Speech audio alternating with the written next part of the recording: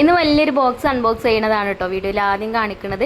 അപ്പോൾ ദ ഇൻഡസ്വാലി എന്ന് പറഞ്ഞിട്ടുള്ള ഓൺലൈൻ സൈറ്റിൽ നിന്ന് നമുക്ക് അയച്ചു തന്നിട്ടുള്ള പാത്രങ്ങളാണ് കേട്ടോ. ഇത് ആദ്യം ഒരു ഫ്രൈ പാന്, പിന്നെ ഒരു ഉണ്ണിയപ്പ പാന്, പിന്നെ ചെറിയൊരു കടായി, അയൺ പാത്രങ്ങളാണ് കേട്ടോ. നല്ല വെയിറ്റ് ഉള്ള, നല്ല ക്വാളിറ്റി ഉള്ള, നല്ല അടിപൊളി പാത്രങ്ങളാണ്. അപ്പോൾ നിങ്ങൾക്ക് ആർക്കെങ്കിലും ആവശ്യം ഉണ്ടെങ്കിൽ റസീന എന്നുള്ള കൂപ്പൺ കോഡ് യൂസ് ചെയ്തിട്ട് വാങ്ങിക്കുകയാണെങ്കിൽ നിങ്ങൾക്ക് 12% ഡിസ്കൗണ്ട് കിട്ടും. എൻ്റെ കിച്ചണിൽ അധികം ഇൻഡസ്വാലിത്തെ പാത്രങ്ങൾ തന്നെയാണ് കേട്ടോ. ഡെയിലി വീഡിയോ കാണുന്ന ആൾക്കാർക്ക് അറിയാം. ഈ കുക്കറും ഇൻഡസ്വാലിയിൽ നിന്ന് നമുക്ക് കിട്ടിയ കുക്കറാണ് കേട്ടോ.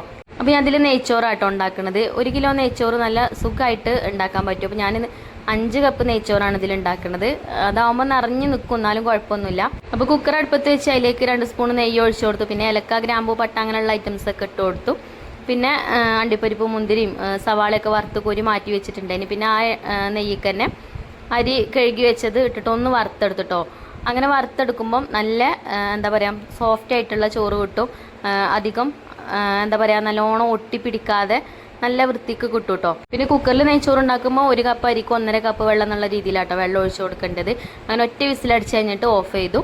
പിന്നെ അതാ ഞാൻ കടായിൽ ചിക്കൻ ഫ്രൈ ചെയ്യാൻ വേണ്ടിയിട്ട് വെച്ചിട്ടുണ്ടായിന്.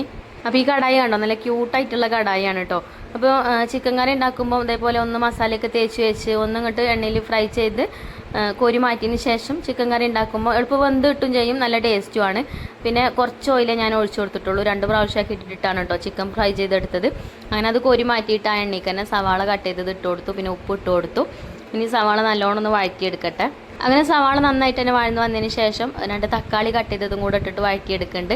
ഇനി ഇതാ ഇഞ്ചി വെളുത്തുള്ളി പേസ്റ്റും കൂടെ ചേർത്ത് കൊടുക്കുന്നുണ്ട്.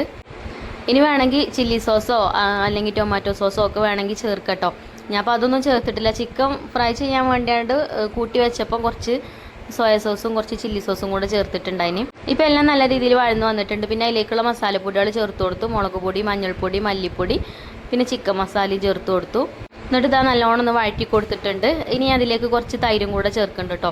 നല്ല കട്ടിയുള്ള തൈരാണ്. അപ്പോൾ പുളിക്കനുസരിച്ചിട്ട് ചേർത്ത് കൊടുക്കുക. അത് കുറച്ച് പുളിയുള്ള തൈരാണ്, അപ്പോൾ ഞാൻ കുറച്ച് ചേർത്തിട്ടുള്ളൂ. പിന്നെ നമ്മൾ ഫ്രൈ ചെയ്ത് വെച്ച ചിക്കനൊക്കെ ഇട്ടിട്ട് മിക്സ് ആക്കി കൊടുത്ത് കുറച്ച് വെള്ളം ഒഴിച്ചാണ്ട് അടുപ്പത്ത് വെച്ചിട്ടുണ്ട്.